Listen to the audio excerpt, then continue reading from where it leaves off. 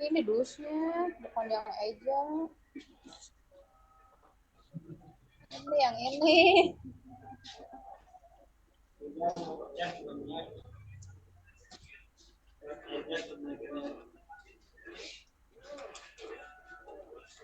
Assalamualaikum warahmatullahi wabarakatuh. Pakai bahasa Thailand lagi. Waalaikumsalam warahmatullahi Waalaikumsalam warahmatullahi wabarakatuh. Baik, Kang Teteh, Ibu Bapak, saya mulai ya untuk perkuliahan malam ini. Bismillahirrahmanirrahim.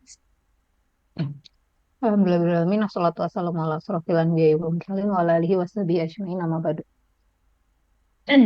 Akang Teteh, hari ini kita akan kuliah untuk mata kuliah keperawatan komplementer dan alternatif Islami ya. Ini pertemuan kedua berarti ya dengan saya ya kemarin dengan Bu Nina. Hari ini kita akan membahas materi temanya konsep dasar keperawatan komplementer ya. Insya Allah tidak akan lama ya. Sebelum mulai mungkin saya akan mengabsen terlebih dahulu.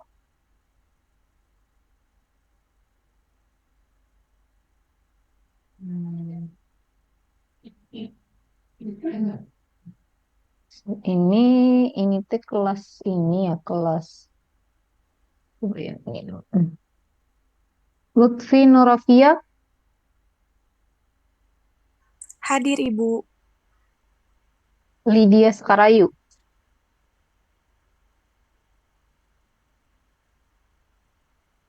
Lydia belum hadir, Medina,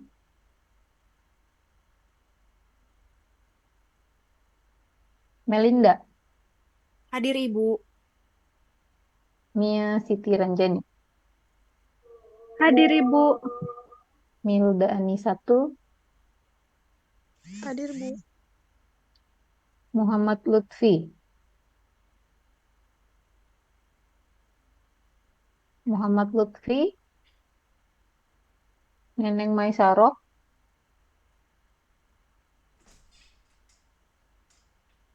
Hadir Ibu. Nurani, Hadir Bu. Rani Lestari,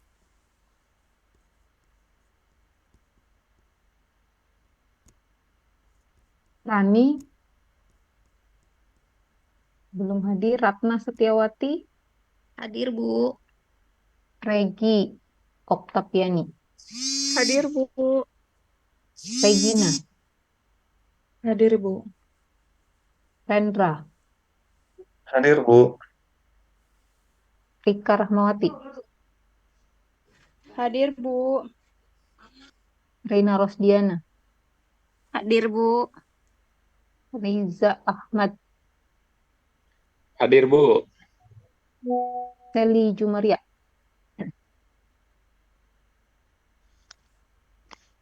Seli Jumaria,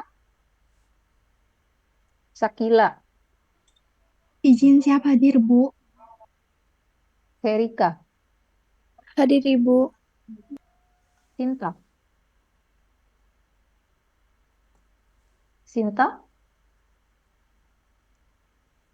Siti Nurul Hatimah,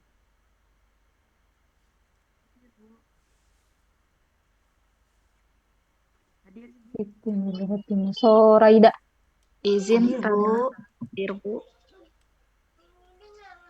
Hadir hmm, Bu. Rina, Rani, Rina Rani, Rani Lestari Bu. Soraida, Soraida ada, Hadir Bu. Suparjo, Hadir, Bu. Tari, Hadir, Hadir, Ibu. Bu. Tari ada, Tati, Hadir Bu. Tiara, Hadir Ibu. Tika, Hadir Ibu. Tresna, Hadir Ibu. Vicky,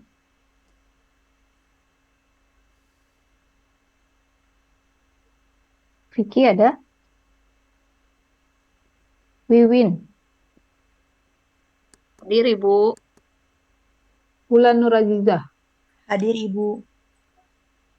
Yedi, Hadir, Bu. Yogi, Hadir Ibu. Yosi, Hadir Bu. Yuda, Hadir Bu. Ajeng, Hadir Ibu. Aldini, Aldini, Audia, Hadir. Audia, Hadir. Mutia, Hadir Ibu. Novita, Hadir Ibu. Putri Arianti, Hadir Ibu. Santika, Hadir Bu. Santika, Nisa, Hadir Ibu. Desvika, Hadir Bu. Rian Ruspiana. Hadir Bu. Oke.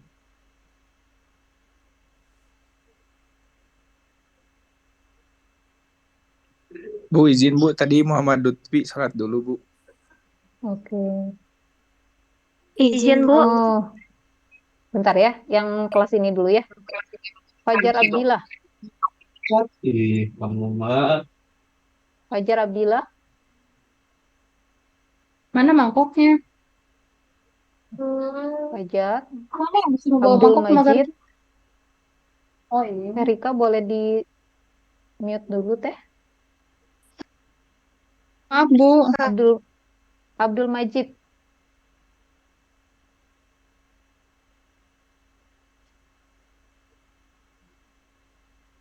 ini tuh disatuin kan ya? Dua kelas disatuin ya? Iya betul Bu. Iya Bu. Acep Rohmat, Hadir Bu. Acep, oke. Ya Bu hadir. Agus, Agus, Agus Muharam, Alicia, Hadir Ibu. Amelia, Hadir Bu. Anissa Anggun,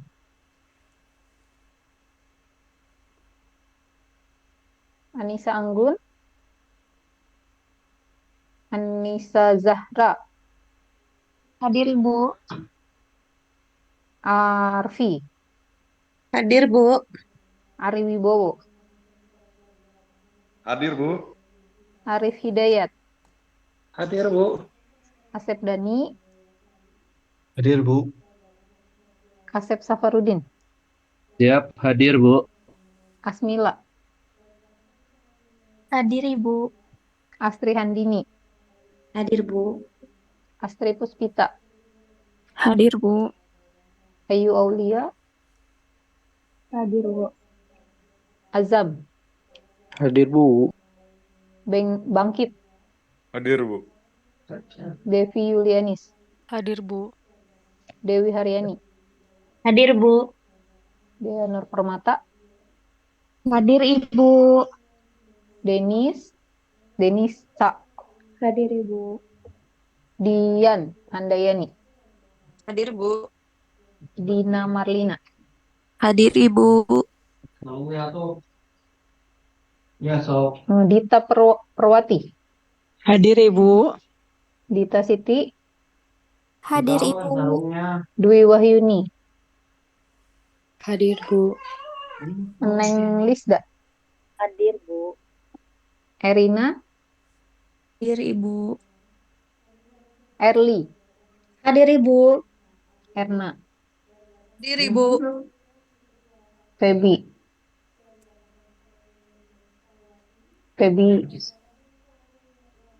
Tapi jangan bobo ya. Vina Ferawati, Hadir Bu. Ganjar, Hadir Bu. Ilham, Hadir Bu. Ilma, Hadir Ibu. Imam,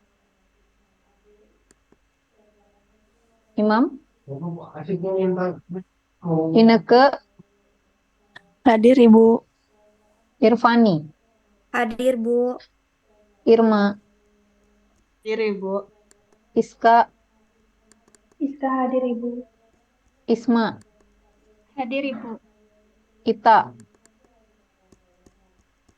Hadir, Bu. Joko, Hadir, Bu. Julian, Julian, Lani, Hadir Ibu. Linda. Hadir, Bu. Oke, bagi teman-teman yang tadi belum disebut, mungkin tadi belum hadir, boleh di chat ya, di namanya siapa, hadir gitu ya. Oke, baik teman-teman, kita akan mulai untuk materi ya.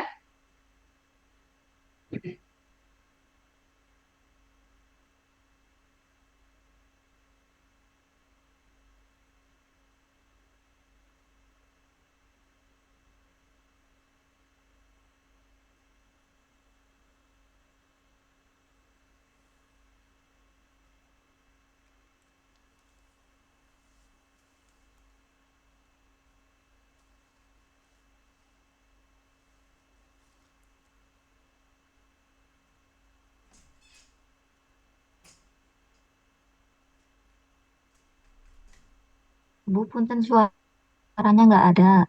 Izin Oh tidak iya, ada lupa suara. saya. Masih di mute, lupa bentar ya.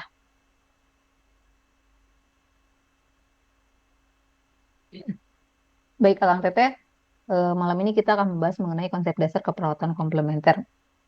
Untuk keperawatan komplementer ini, mungkin apa ya, menjadi booming ya akhir-akhir ini gitu ya, mengenai terapi komplementer, keperawatan komplementer itu istilah-istilah yang akhir-akhir ini kita dengar mulai naik gitu ya. Mungkin kita hari ini akan membahas apa itu yang dimaksud dengan keperawatan komplementer. Oke, ini mungkin sebagai pendahuluan ya. Jadi, keperawatan komplementer sebetulnya muncul dari akibat kesadaran ya, adanya kesadaran dari masyarakat. Sebentar ya.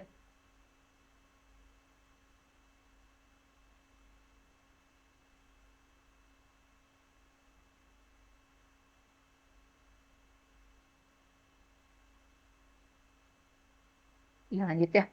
Jadi, akhir-akhir ini masyarakat mulai menyadari bahwa kesehatan itu merupakan kesadaran dan penyembuhan pribadi dan profesional. Artinya, masyarakat mulai menyadari bahwa yang namanya kesehatan itu tidak bisa digantungkan hanya kepada tenaga kesehatan profesional gitu ya. Kesehatan itu merupakan sesuatu yang dia muncul dari dalam sendiri, dipengaruhi oleh diri sendiri gitu ya, dan kesadaran tersebut bersifat holistik serta terintegrasi. Ini mungkin ketika COVID kemarin mungkin ya terutama kita sering dengar bahwa yang namanya kesehatan itu bermula dari diri sendiri. Kalau kita happy itu tubuh kita akan sehat gitu ya. Kesadaran-kesadaran itu sebetulnya sudah muncul beberapa puluh tahun ke belakang, mungkin ya beberapa belas atau beberapa puluh tahun ke belakang, dan ini yang mencetuskan lahirnya keperawatan atau terapi komplementer gitu, bahwa yang namanya kesehatan itu tidak hanya bergantung kepada tenaga kesehatan gitu ya, tetapi kepada diri kita sendiri. Lanjut, lalu apa yang dimaksud dengan terapi komplementer? Ya, istilah pengobatan komplementer atau pengobatan alternatif ini mengacu pada serangkaian praktik layanan kesehatan yang bukan merupakan bagian dari tradisi atau pengobatan konvensional negara tersebut dan tidak sepenuhnya terintegrasi ke dalam sistem layanan kesehatan yang dominan. Ini pengertian terapi komplementer yang saya ambil dari WHO ya. Jadi banyak sebetulnya organisasi-organisasi yang sudah mengeluarkan bukan istilah ya, pengertian dari terapi komplementer. Cuman supaya lebih menyeluruh, mungkin saya ngambilnya dari WHO. Dan di sini WHO menyebutkan bahwa yang dimaksud dengan pengobatan komplementer itu adalah praktik layanan kesehatan yang dia itu bukan termasuk dari tradisi, jadi bukan sebuah tradisi, atau pengobatan konvensional. Pengobatan konvensional itu pengobatan yang saat ini kita lakukan ya. Jadi di rumah sakit itu kita melakukan pengobatan konvensional ya dengan obat, dengan terapi bedah gitu ya. Itu namanya pengobatan konvensional. Dan menurut WHO, terapi komplement ini bukan termasuk pengobatan konvensional dan bukan termasuk ke dalam tradisi. Jadi menurut WHO, terapi komplementer ini adalah sebuah praktik ya, serangkaian praktik yang dia itu menjadi pelengkap dari pengobatan konvensional. Jadi pelengkap ya, seperti itu. Dan tadi dibilang kenapa sih di WHO menyebutkan bahwa terapi komplementer ini bukan merupakan tradisi. Padahal seperti yang kita tahu, yang namanya terapi komplementer itu dia pasti berasal dari tradisi-tradisi budaya ya, seperti misalnya TCM ya, traditional Chinese medicine, yang kemudian akhirnya berkembang sampai saat ini gitu ya. Itu diakui sebagai komplementari terapi. Tapi kenapa disebutnya bukan terapi tradisional gitu ya? Di sini WHO menjelaskan bahwa komplementer itu bukan tradisional. Yang disebut dengan pengobatan tradisional itu adalah kombinasi dari pengetahuan, keterampilan, dan praktik yang berdasarkan teori, keyakinan, dan pengalaman asli budaya yang berbeda. Di sini kuncinya. Suatu terapi itu disebut dengan terapi tradisional jika dia hanya digunakan di budaya tersebut. Contohnya traditional Chinese medicine tadi ya.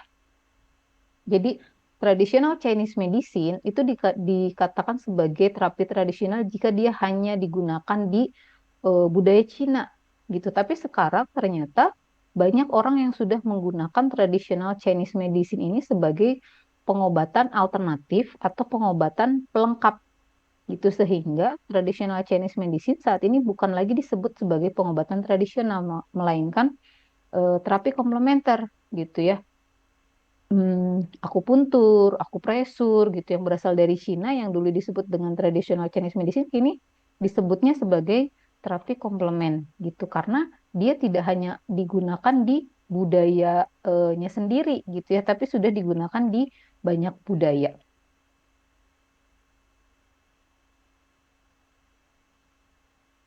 Gitu ya. Jadi itu perbedaannya.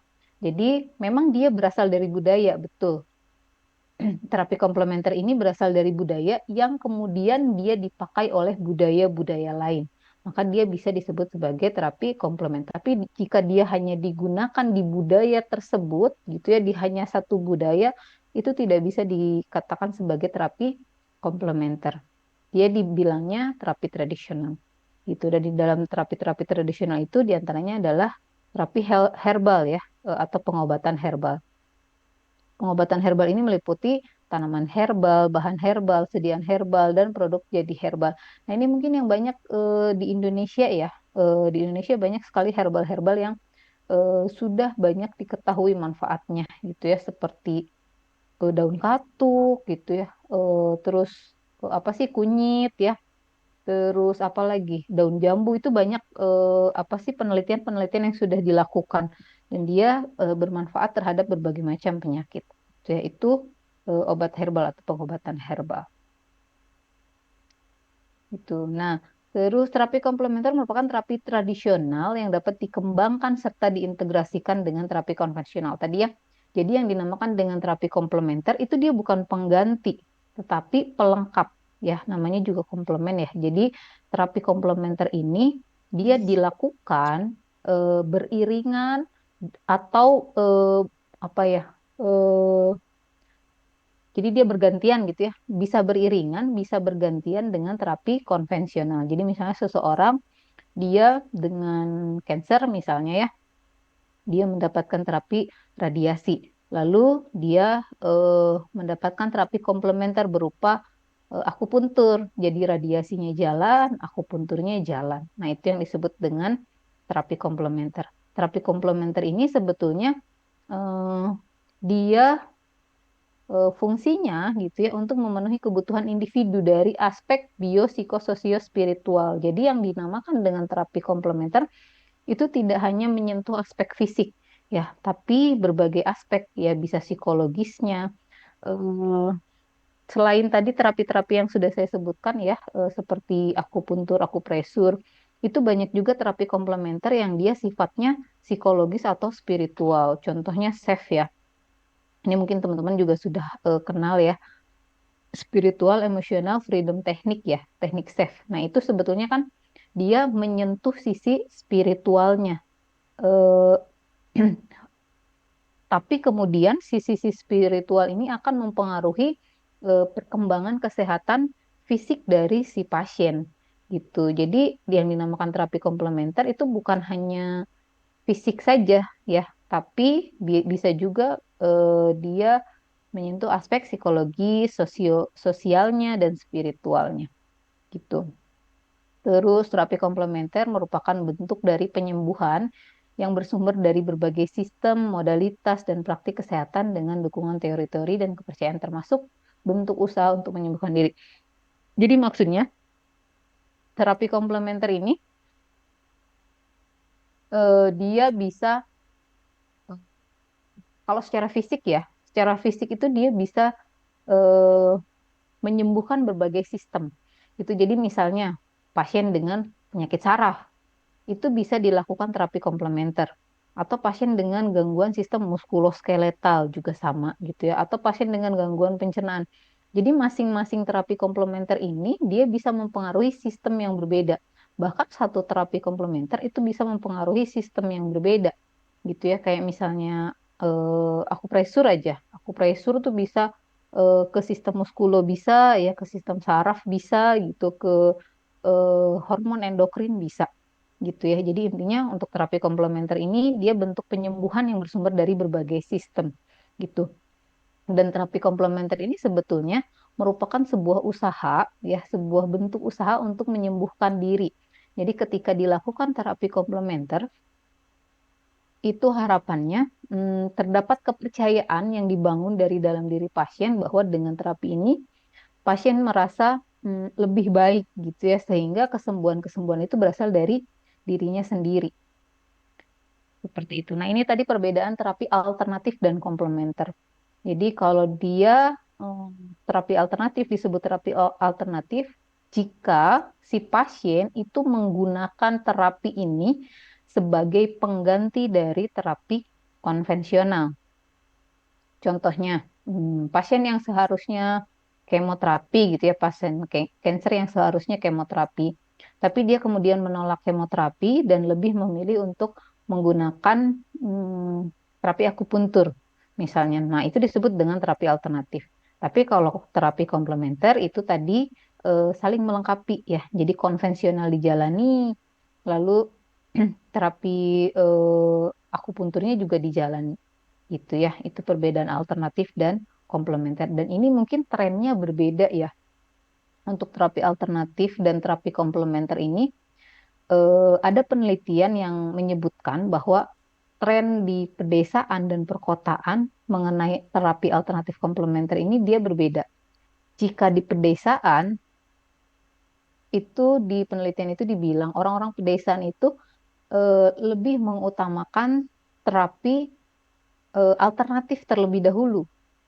Jika terapi alternatif tidak efektif, baru dia mencari terapi konvensional. Biasanya, jadi maksud dari penelitian itu katanya kalau orang-orang di pedesaan itu dia lebih senang menggunakan terapi alternatif dulu gitu ya. Kalau dia nggak sembuh dengan terapi alternatif, baru dia mencari pengobatan medis gitu. Terus di penelitian itu juga disebutkan bahwa kalau di karakteristik orang-orang kota itu kebalikannya. Jadi mereka akan melakukan terapi konvensional terlebih dahulu gitu ya. Jika terapi konvensional tidak terbukti penyembuhannya, maka dia akan beralih ke terapi alternatif gitu ya. Ini mungkin juga teman-teman menyadari ya. Saya juga ketika baca penelitian itu, oh iya juga ya gitu ya. Orang-orang kota cenderung akan mencari pengobatan medis terlebih dahulu ya. Jika tidak berhasil pengobatan medisnya, maka dia akan beralih ke alternatif. Nah, masyarakat desa mah sebaliknya, dia alternatif dulu. Kalau nggak berhasil dengan alternatif, barulah ke terapi medis gitu ya.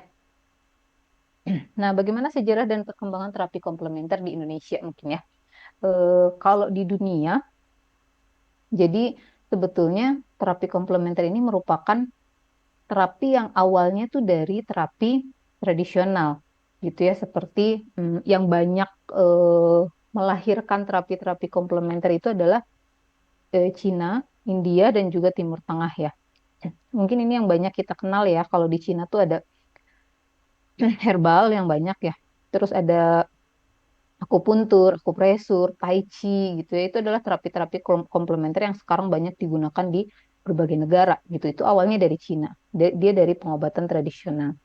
Terus kalau dari India banyak juga ya, ada yoga, Ayurveda gitu ya. Itu dari India. Itu juga sekarang lagi happening ya, yoga gitu ya, banyak dilakukan oleh orang-orang. Terus kalau dari Timur Tengah seperti Bekam gitu ya. Terus Quranic terapi, biblioterapi gitu sama dari Timur Tengah. Nah, terapi komplementer ini dia merupakan terapi yang sifatnya holistik tadi ya. Jadi terapi komplementer ini tidak hanya menyentuh sisi fisik ya, tapi dia menyentuh aspek biologis, psikologi, sosial dan spiritualnya. Sehingga terapi komplementer ini dia disebut sebagai terapi yang holistik gitu ya. Nah, terapi-terapi komplementer ini tadi ya dia berasal dari terapi tradisional ya.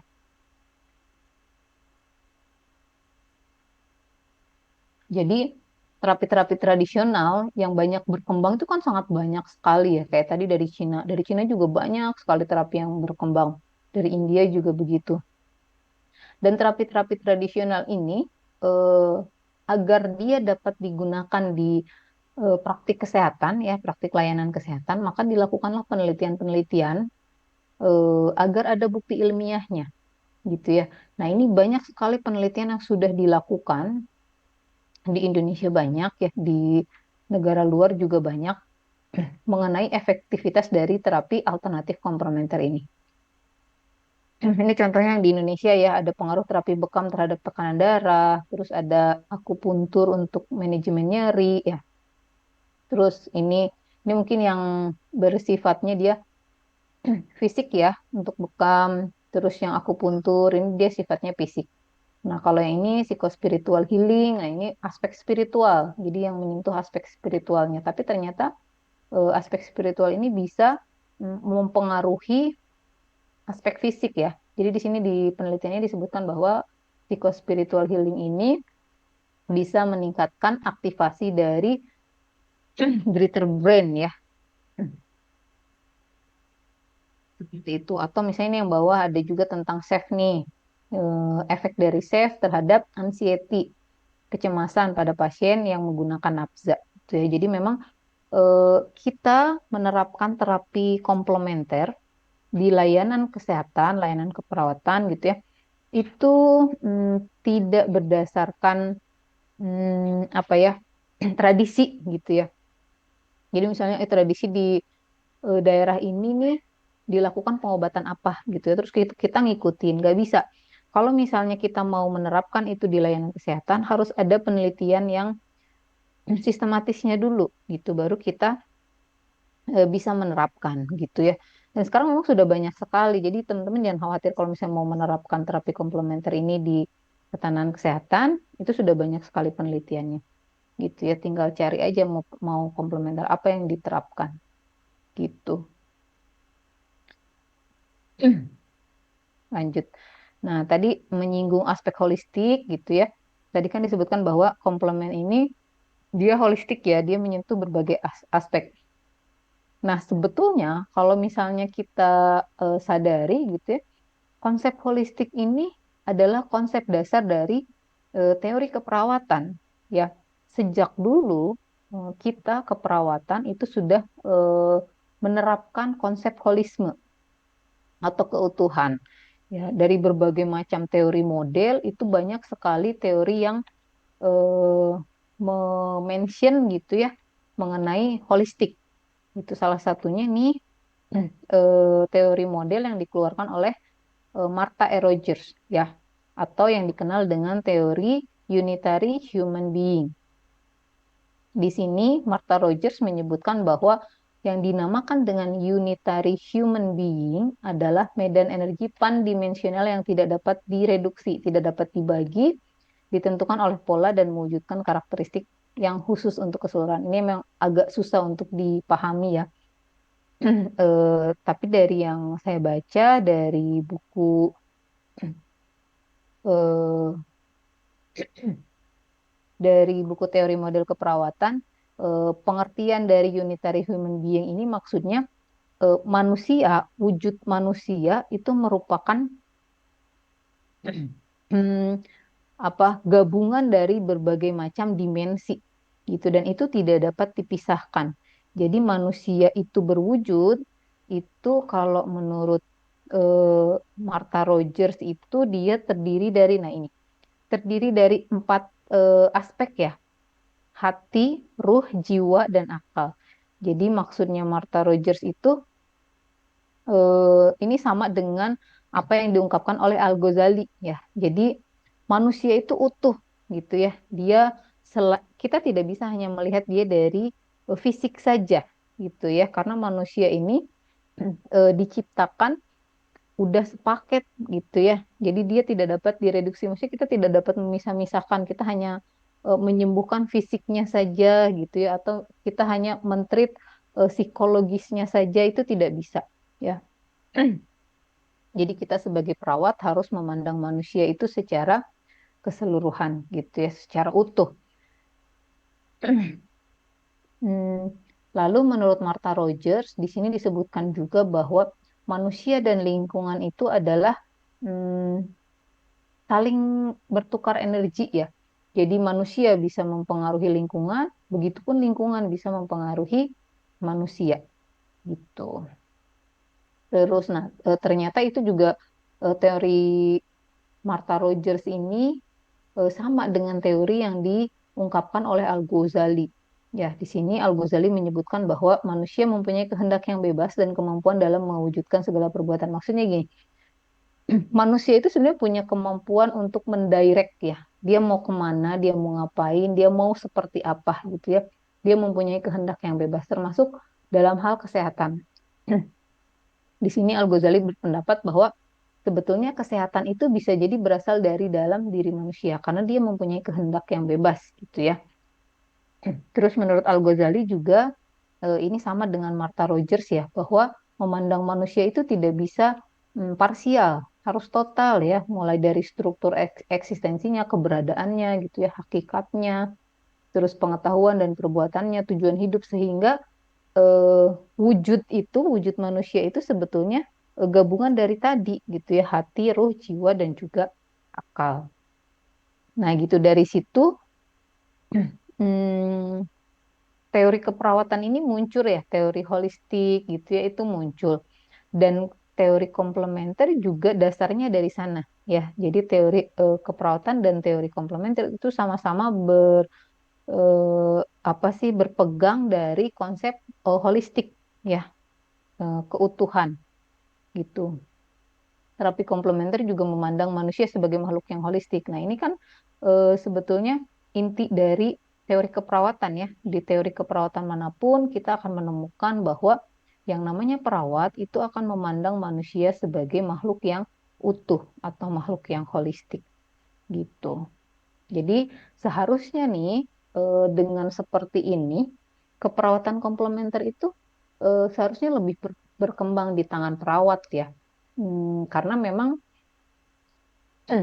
ide utama dari holistik ini munculnya dari teori keperawatan gitu. Nah, yang terjadi sekarang, pengobatan komplementer atau terapi komplementer itu lebih banyak dipegang oleh profesi di luar perawat gitu ya. Perawat sendiri masih kurang tertarik ya untuk mendalami komplementer. Padahal tadi ya, karena dia munculnya itu dari akar yang sama gitu ya, dari keutuhan, dari memandang manusia sebagai satu kesatuan yang utuh, harusnya komplementer ini bisa lebih berkembang di tangan perawat gitu ya. Nah, ini mungkin bisa menjadi pertimbangan ya untuk Akang Teteh yang mau meniti karir di luar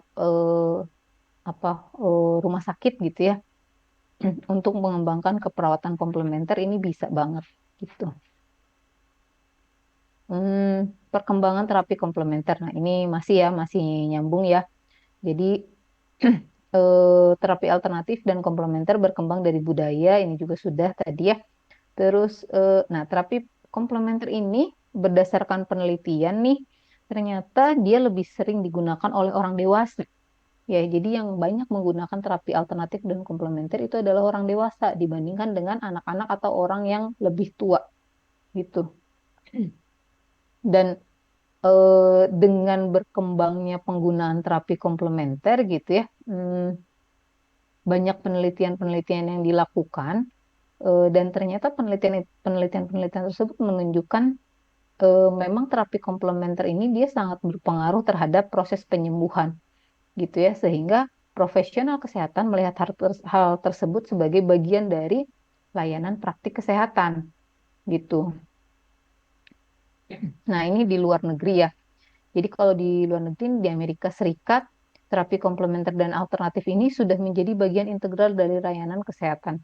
Jadi seseorang yang dirawat di rumah sakit gitu ya, selain dia menerima terapi konvensional, dia juga mendapatkan terapi komplementer gitu. Dan itu memang sifatnya pilihan ya, apakah pasiennya mau atau tidak gitu.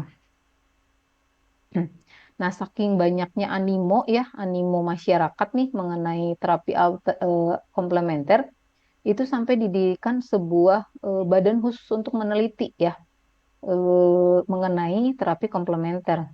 Namanya ini ya NCCAM, National Center for Complementary and Alternative Medicine.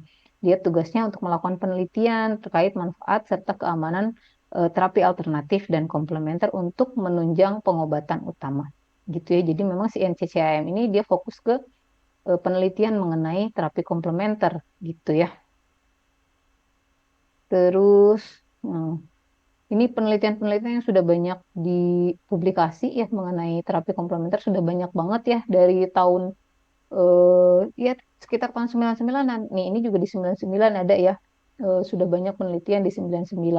Bagaimana dengan di Indonesia? Di Indonesia sekarang sudah mulai banyak juga ya penelitian mengenai terapi alternatif. Hanya saja untuk penerapannya masih kurang gitu ya. Jadi penelitiannya sudah mulai banyak, tapi penerapannya sendiri masih kurang. Jadi masih dianggap terapi komplementer ini tidak banyak membantu di eh, proses penyembuhan pasien gitu ya. Padahal kalau di Amerika nih sudah banyak, bukan sudah banyak ya, sudah menjadi standar ya terapi komplementer ini. Gitu. Kalau di Indonesia itulah masih apa ya, masih belum sejalan ya mengenai terapi komplementer ini. Ketika perawat akan melakukan terapi komplementer gitu ya, misalnya tadi ditemukan akupuntur terhadap nyeri misalnya. Nah, perawat mau melakukan nih akupuntur. Tentu saja dia sudah memegang sertifikat untuk terapis ya. Tapi ternyata kita terbentur pada hmm, kolaborasi ya.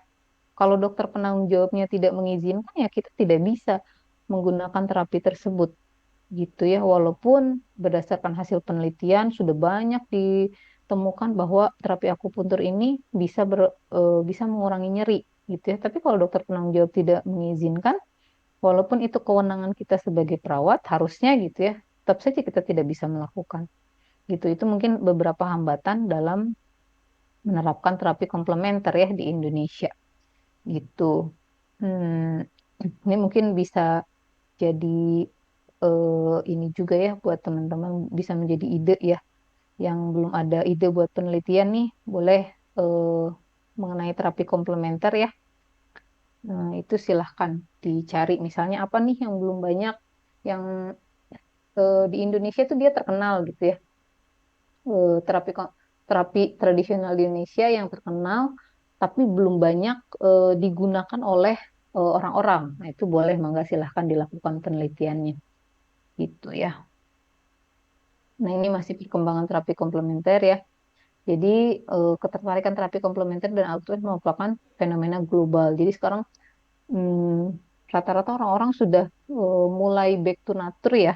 Jadi prinsipnya itu back to nature gitu. Jadi mereka lebih memilih terapi-terapi yang lebih alami, tradisional, tidak banyak efek samping gitu. Dan itu ada di terapi komplementer dibandingkan dengan terapi konvensional. Orang-orang mulai berbondong-bondong gitu ya, beralih dari terapi konvensional ke terapi komplementer dan alternatif gitu. Nah, pengguna terapi alternatif ini di setiap negara itu lumayan tinggi ya.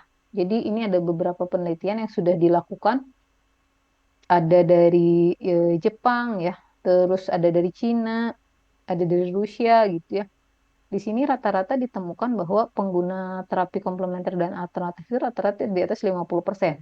Di atas 50% itu maksudnya dari 100 orang pasien yang dirawat di rumah sakit, 50%-nya dia menggunakan terapi komplementer gitu. Dan itu eh, bisa diterapkan di berbagai kondisi medis ya. Nih ada berbagai penelitian nih mengenai terapi komplementer, dan ini tadi ya seperti yang saya bilang, jadi satu terapi komplementer tuh bisa dia apa ya, manfaatnya untuk berbagai macam penyakit gitu ya. Nah, terus selain bisa menyembuhkan secara fisik gitu ya, di sini sebut ini lebih ke fisik mungkin ya. Ternyata terapi komplementer juga terbukti mengurangi apa, cost efektif ya, cost efektif pada pasien-pasien hmm, yang menggunakan terapi komplementer gitu. Dan biasanya terapi komplementer ini juga digunakan untuk promotif ya. Jadi bukan hanya kuratif ya. Jadi terapi komplementer ini trennya itu bukan hanya digunakan sebagai eh, pelengkap dari terapi konvensional, tapi dia sebagai promotif ya, kayak misalnya Tai Chi nih, ini disebutkan di sini di penelitian ini disebutkan bahwa Tai Chi itu bisa mengurangi resiko jatuh pada pasien lansia gitu ya. Gitu, dan ini kan apa ya? Dia hmm, sifatnya itu berarti mengurangi ini ya. Nah, ini mengurangi cost efektif ya. Jadi katanya di sini ada penelitian yang menyebutkan bahwa hmm, pasien yang menggunakan terapi komplementer itu mempunyai jadi cost yang lebih minimal gitu ya dibandingkan dengan pasien yang tidak memilih terapi komplementer gitu. Nah, di penelitian ini dijelaskan bahwa orang-orang yang memilih terapi komplementer, jadi menjalankan terapi tradisional plus terapi konvensional, itu dia lebih cepat merasa sembuhnya gitu ya, lebih cepat merasa sembuh, lebih cepat pulang, akhirnya mengurangi biaya rawat inap. Dan dia juga biasanya pasien-pasien dengan pengguna terapi komplementer ini lebih jarang untuk kontrol ya. Jadi kekambuhannya tuh lebih jarang gitu dibanding orang-orang yang atau pasien-pasien yang tidak menggunakan terapi komplementer gitu ya. Jadi memang terapi komplementer ini banyak sekali manfaatnya gitu ya. Nah, lalu selanjutnya apa implikasi perkembangan dari terapi komplementer tadi terhadap keperawatan ya. Jadi tadi sebenarnya sudah kita bahas ya di awal bahwa yang namanya keperawatan itu lahir dari pandangannya eh, pandangannya melihat manusia itu sebagai satu kesatuan yang utuh gitu ya, sehingga praktik-praktik keperawatan itu pada dasarnya sudah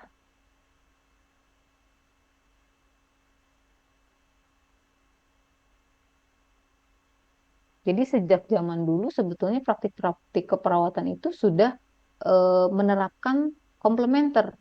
Ya, nih contohnya seperti meditasi, guided imagery, ini kan semua terapi keperawatan yang tanpa kita sadari ya, ini sebenarnya merupakan terapi komplementer gitu. Nah, dan ini sebetulnya kalau kita lihat di lapangan itu justru jarang dilakukan oleh perawat gitu ya. Perawat-perawat ini lebih sibuk untuk apa ya, mengerjakan hal-hal yang memang sifatnya kolaborasi gitu ya, seperti pemberian obat gitu, atau apa ya, asistensi bedam ya segala macam. Nah, padahal tugas utama perawat itu ya sebetulnya ini gitu ya, melakukan terapi komplementer sebagai bentuk integrasi dari pandangan kita terhadap manusia sebagai makhluk yang holistik gitu. Nah, ini jarang sekali, bukan jarang sekali ya, memang masih jarang kita lakukan gitu ya di rumah sakit, masih jarang untuk diterapkan gitu.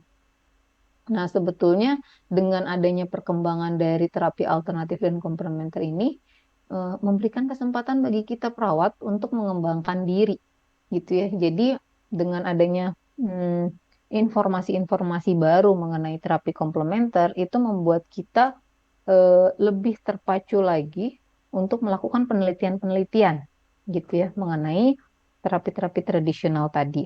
Pada akhirnya dengan melakukan penelitian, dengan menerapkan hasil penelitian, maka ilmu keperawatan akan semakin berkembang gitu ya. Jadi penerapan terapi komplementer ini sebenarnya bukan hanya implikasinya bukan hanya terhadap pribadi ya di pribadi perawat, tapi juga terhadap keperawatan secara umum.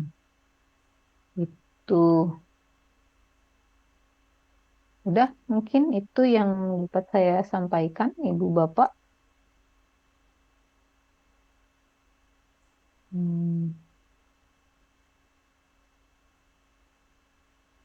Mangga ada yang mau didiskusikan Izin, mengenai Bu. terapi komplementer? Iya, Mangga. Ya, Ibu, mohon maaf, saya Sinta dari kelas E, izin bertanya, Bu. Kebetulan dalam penelitian yang akan kami hadapi bersama saat ini, Sinta salah satunya tertarik mengenai terapi bermain pada anak, Bu, sebagai dampak menanggapi dampak hospitalisasi. Nah, salah satunya itu ada pilihannya waktu itu memang Sinta lihat referensi ada mewarnai, ada membaca. Nah, yang Sinta ingin tanyakan Bu, supaya menjadi referensi juga, untuk terapi biblioterapi Bu, yang membaca, apakah Sinta kan melihat kadang di tempat ruang perawatan itu ada buku untuk membaca ya Bu ya, buku cerita.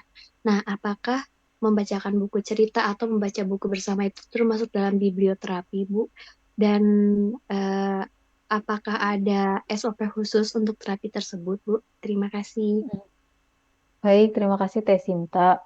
Yang saya tahu biblioterapi ini memang sudah banyak dilakukan penelitian ya pada pasien dewasa. Saya nggak tahu kalau pasien anak karena saya juga jarang melakukan penelitian di pasien anak ya.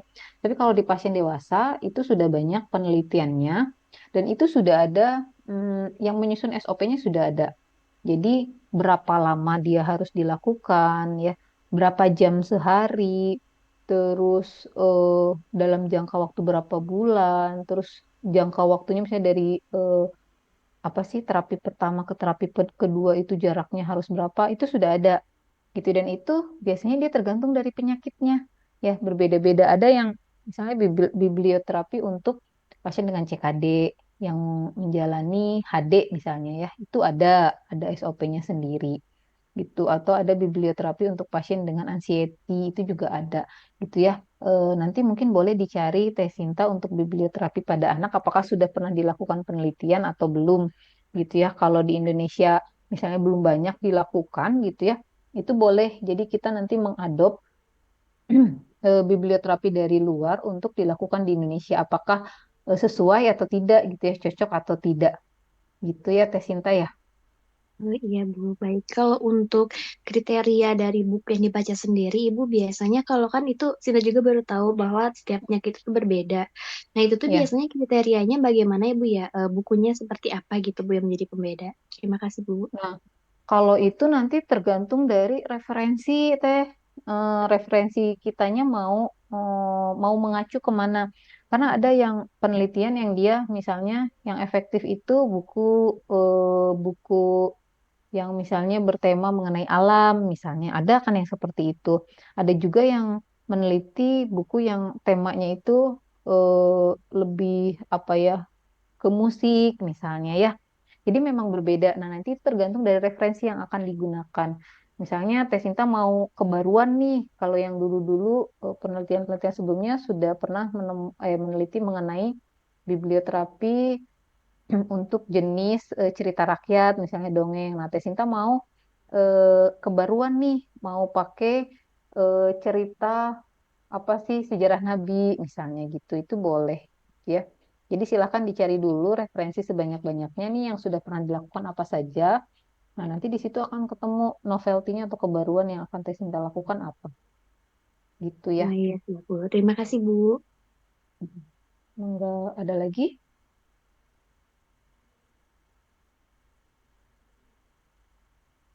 Ada Eh, lagi nanti mungkin iya enggak. ya Bu, mau izin bertanya Bu, saya Arif Bu. Gini Bu, Ya. untuk terapi komplementer itu kan di Indonesia memang sih banyak macamnya ya Bu ya.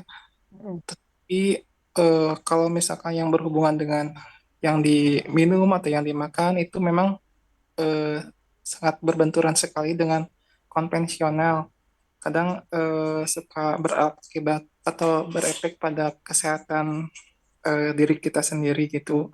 Nah, kalau misalkan untuk mengetahui komplementer yang sudah dilakukan misalkan di Amerika itu Bu, atau Mm. yang sudah dilakukan penelitian terhadap pasien, lebih lebih mudahnya itu dilihat di mana ya Bu ya?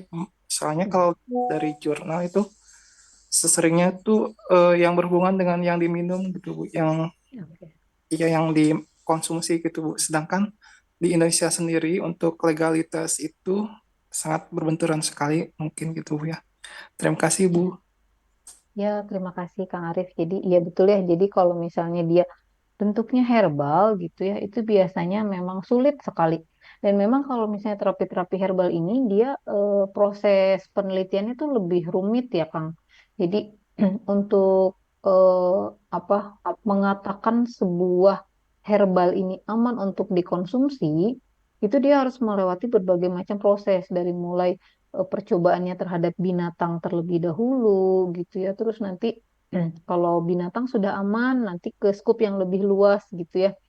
Hmm, Terus nanti ke orang yang apa sedikit dulu, terus kemudian komunitas yang banyak dan segala macam. Jika sudah terbukti aman, itu baru bisa dipasarkan gitu. Dan sekarang sih banyaknya memang jamu-jamuan itu belum tersertifikasi ya, belum dapat sertifikasi. Nah, kalau misalnya untuk jamu-jamuan, ini kalau misalnya mau lihat aman atau enggaknya, karena kita punya BPOM ya, boleh nanti lihat apakah herbal ini sudah terstandarisasi BPOM atau belum gitu ya. Biasanya kalau herbal ini jarang digunakan sebagai komplementer ya. Kalau herbal lebih banyak digunakan untuk alternatif justru ya. Jadi dia memang herbal ini jarang disandingkan dengan terapi konvensional. Kenapa? Karena dia hmm, ada kekhawatiran apa sih dia akan merusak sistem ginjal ya. Karena yang namanya obat-obatan, entah itu obat konvensional, entah itu obat herbal, dia kan filtrasinya di sistem perkemihan ya. Kalau misalnya pakai double-double itu kekhawatirannya gitu ya, eh, akan mengalami kerusakan di sistem perkemihan. Gitu. Makanya untuk terapi herbal ini biasanya dia tidak boleh eh, masih terbatas ya untuk disandingkan dengan terapi konvensional gitu. Nah, terus tadi kalau penelitian mengenai terapi yang non herbal masih sedikit, enggak juga. Sekarang sudah banyak ya di luar negeri pun penelitian-penelitian mengenai terapi yang non herbal itu sudah banyak dilakukan seperti akupuntur, tadi akupresur, bekam itu sudah banyak. Ya terus terapi Quran juga sama itu sudah banyak safe apalagi.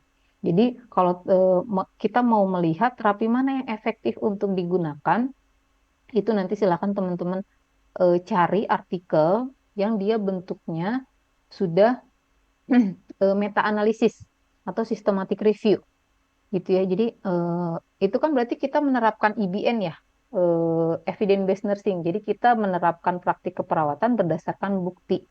Nah, bukti terkuat itu dipegang oleh artikel jenis systematic review atau meta-analisis gitu ya. Jadi kalau misalnya kita pengen menerapkan suatu terapi komplementer di rumah sakit gitu ya, kita cari dulu buktinya. Nah, bentuk buktinya itu coba cari yang judulnya meta analisis. Coba saya ini.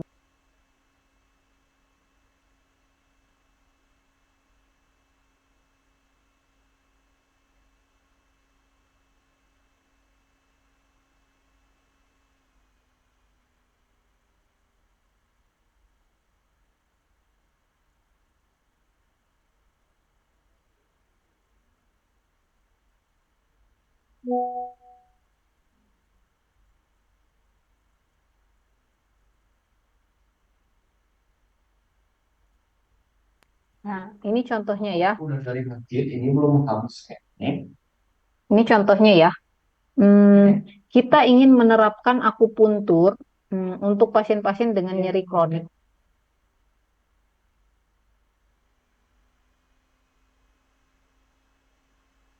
Misalnya kita pengen menerapkan terapi akupuntur untuk pasien-pasien nyeri kronik, misalnya pasien dengan cancer gitu ya, itu kan nyerinya nyeri kronik.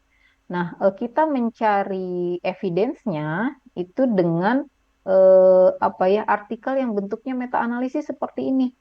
Ya, ini adalah kasta tertinggi dari evidence.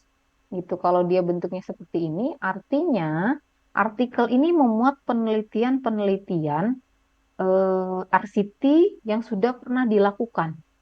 Gitu ya. Jadi RCT kalau RCT kan dia level tertinggi dari penelitian ini ya, intervensi ya. RCT itu level tertinggi dari penelitian intervensi. Nah, meta analisis ini menganalisis penelitian-penelitian tadi, penelitian-penelitian RCT gitu ya. Apakah RCT ini memang layak gitu ya? Hasilnya apakah dapat dipertanggungjawabkan atau tidak? Itu akan dibahas di meta analisis. Makanya kalau teman-teman mau menerapkan suatu penelitian di rumah sakit, cari artikel yang judulnya meta analisis seperti ini. Biasanya di dalam meta analisis ini akan dijelaskan mengenai nyeri. Akupuntur ini dia akan berpengaruh terhadap apa saja, nyeri apa saja gitu ya. Terus berapa lama dilakukannya gitu segala macam. Seperti itu ya Kang ya. Oh, mohon Ibu. Bu, berarti Jadi jangan kalau khawatir misalnya ya. kayak Gimana? untuk ini, kalau misalkan ke akupuntur, kemudian Beckham, terus hipnoterapi, Bu, mungkin ya Bu, itu Mm-mm. harus melewati pelatihan dulu atau misalkan kita kolaborasi atau adopt gitu Bu, gimana Bu ya? Oh, Kalau itu inter, penerapannya ya, penerapannya ya ya. Bu. Betul, karena ini dia bersifatnya praktik ya. Kalau yang namanya praktik itu kita harus punya sertifikasi praktik. Sama kayak misalnya kita apa ya di IGD misalnya kita melakukan BHD, itu kan biasanya kita punya sertifikat BHD ya. Nah, sama dengan komplementer. Jadi kalau teman-teman mau menerapkan terapi komplementer yang kekhususan kayak tadi ya akupuntur, akupresur, misalnya itu memang harus punya sertifikat khusus ya sebagai terapis gitu. Kenapa harus punya sertifikat khusus? Karena yang namanya praktik dia kan kayak misalnya akupuntur ya, titik-titiknya tuh harus tahu dengan tepat di mana kita menusuk gitu ya, seberapa dalam kita menusuk. Itu tidak bisa dipelajari hanya dengan membaca gitu ya, harus ada pelatihan khusus gitu, Kang. Sekarang sudah banyak ya pelatihan-pelatihan eh, terapi alternatif ini dari mulai bekam, akupuntur, akupresur, chef, itu sudah banyak. Jadi kalau mau mengambil sertifikasi di bidang komplementer boleh ya, banyak kesempatan terbuka. Mangga ada lagi? Ya Bu, terima kasih Bu. Enggak. Boleh Bu bertanya? Boleh. Ya, gini Bu, kalau seandainya di rumah sakit terkait terapi komplementer ini, kan kalau seandainya rumah sakit itu satu pasien itu pasti punya DPJP-nya masing-masing gitu Bu. Heeh, Nah, betul. terkait kita melakukan terapi komplementer apa yang kita punya meskipun kita udah pelatihan, apakah izin untuk DPJP itu penting Bu? Hmm. Apa kita terhadap pasien kita? Itu Bu, terima kasih. Iya, baik. Terima kasih, Kang. Ya, tadi ya seperti sudah saya bahas, memang saat ini praktik komplementer di rumah sakit itu masih apa terbentur dengan kolaborasi ya. Jadi walaupun itu ranahnya perawat sebetulnya, ya, ranah praktik mandirinya perawat, tapi memang mm, kita tidak bisa semena-mena gitu ya. Tetap aja karena pasien dipegang oleh DPJP, kita harus konfirmasi dulu ke DPJP-nya. Itu apakah diizinkan atau tidak. Kenapa? Karena memang ketika nanti terjadi perubahan status nih pada pasien, itu yang bertanggung jawab memang dokternya gitu. Jadi mau nggak mau ya kita memang harus komunikasi sih Kang ya. Dan ini yang apa ya, yang menjadi bukan kelemahan ya. Terapi komplementer di kita belum berkembang gitu. Karena peraturannya belum jelas ya. Kalau tadi kayak di Amerika, dia sudah masuk ke dalam satu set ya. Jadi terapi komplementer dengan terapi konvensional tuh sudah satu set gitu. Tapi di kita itu belum gitu ya. Jadi memang ya mau nggak mau kita harus harus ini dulu gitu, harus minta izin dulu sama DPJP-nya gitu ya. Mangga ada lagi?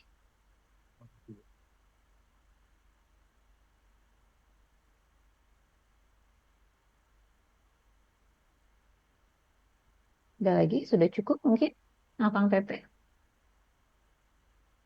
Baik, kalau sudah cukup, eh, kalau ada yang mau ditanyakan boleh nanti kalau mau WA ya. Insya Allah kalau saya bisa saya jawab ya. Itu saja mungkin teman-teman, Kang Teteh, Bapak Ibu yang dapat saya sampaikan. Kurang lebihnya saya mohon maaf. Terima kasih banyak atas perhatiannya. Semoga apa yang kita diskusikan hari ini menjadi ilmu yang bermanfaat ya buat kita semua. Saya tutup dengan hamdalah dan doa penutup majelis. Alhamdulillah. Subhanakallahumma wa bihamdika asyhadu an la ilaha illa anta Billahi taufiq wal hidayah. Assalamualaikum warahmatullahi wabarakatuh.